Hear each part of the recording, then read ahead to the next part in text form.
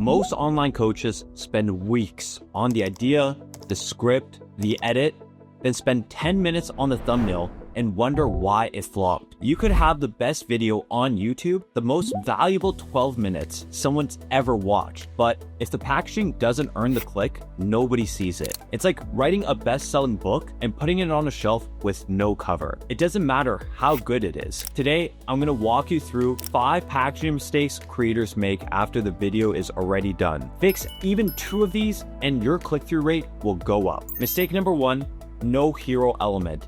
This is the most common one I see. It kills most of the clicks. Every thumbnail needs one element that stands out before anything else. A face, a bold text, a result, an item. That's the hero, the anchor of the entire image. What most creators do is cram everything in there. Text over here, logo over there, 3 different images, a background doing too much. When everything competes for attention, nothing wins. The viewer's eye doesn't know where to land, so they scroll. The most common thumbnail mistakes are overcrowding the composition, too much text, busy backgrounds, and more than 3 or 4 objects in the frame. Any of those and you're making it harder for the viewer to process what they're actually looking at. On YouTube, confusion equals scroll. You only need a few milliseconds to capture their attention and for them to process what's going on in that thumbnail. Think about a movie poster. You don't see 6 characters all the same size fighting for space. You see only one face, one moment, and one focal point, and everything else is just supporting it. Pull up your own thumbnail right now and ask yourself, does the most important element stick out first? If you have to think about it, the answer is no. Mistake number 2, no context. Your thumbnail might look good and still not communicate what the video is actually about. Context is what makes the topic clear in a split second before the viewer even reads the title. And this connects to something called frequency bias. We notice more of what we already care about. So if somebody is thinking about growing the coaching business and your thumbnail signals that with a clear laptop, a call dashboard, a revenue screenshot, their brain is already primed to notice it.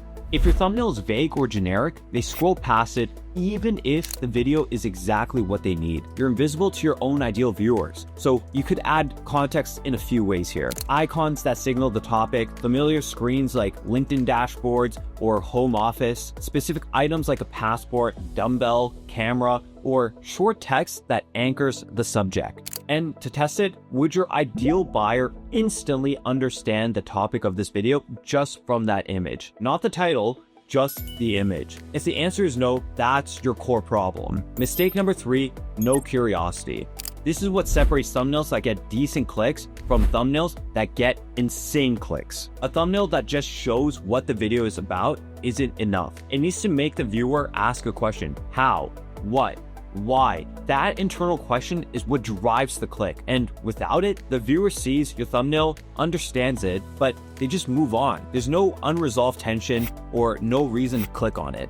Imagine a thumbnail that just shows a yellow object. Okay, it's yellow, but that image of the thumbnail, that says this is not yellow. Suddenly, you're asking, wait, what do you even mean by that? What is it then? That's the gap between describing and intriguing. Don't eat this. Act like you're broke. You don't need subscribers. Every one of those creates a question. And the only way to resolve it is to click and ask yourself, does this thumbnail make my ideal buyers think how, what, or why? If it just shows them the answer, you've given away the payoff before they even clicked on your video. Mistake number 4, wrong thumbnail style for the content. Most creators find one style that works and repeat it on everything, but each style serves a different purpose, and using the wrong one means weaker clicks even when the design is solid. Cognitive dissonance is the one to try first. It flips the expectations to create a wait, what? Expectation and forces the viewer to resolve a contradiction by clicking on it. If you can create the moment of that doesn't even make sense in a single image,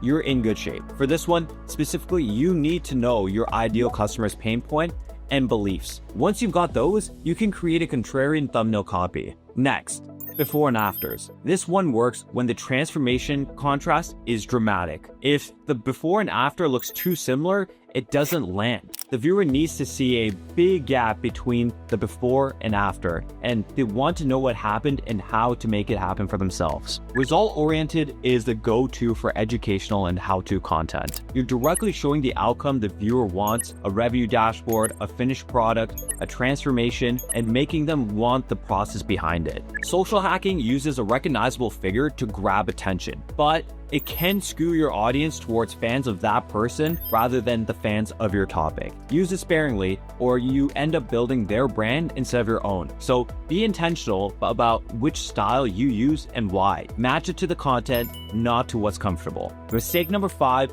the title triggers no emotion. Every effective title needs to hit at least one core emotion. Curiosity drives 60% of viral titles. Desire drives 46%.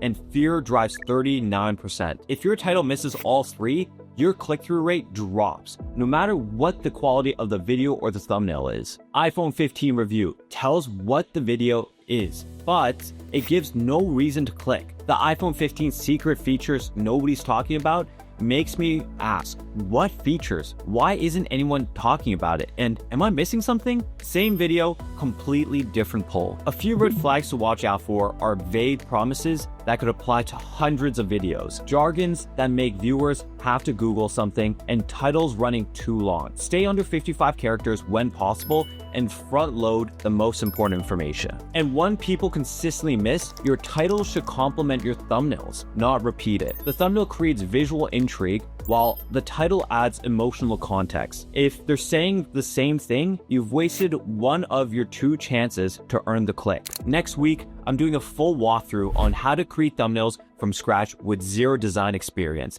and without having to hire a designer. The entire process step by step. And honestly, if you think about this as a lot, like the packaging, scripting, editing, ideation, thumbnails, titles, it is. That's why most coaches either burn out trying to manage it all by themselves or never get the results they should get from YouTube. That's what we do at Complex Collective. We built the entire system for you. That's strategy, scripts, editing, packaging, posting, lead tracking. You show up and film 2 hours a month. That's because we're handling the rest. If you want YouTube to become your #1 client acquisition channel and not just views, book a free strategy call, links in the description. We'll audit your current approach, show you what's missing, and map out how to turn your channel into a client acquisition machine. Even if we don't end up working together, you'll walk away with a clear roadmap. So I'll see you next week.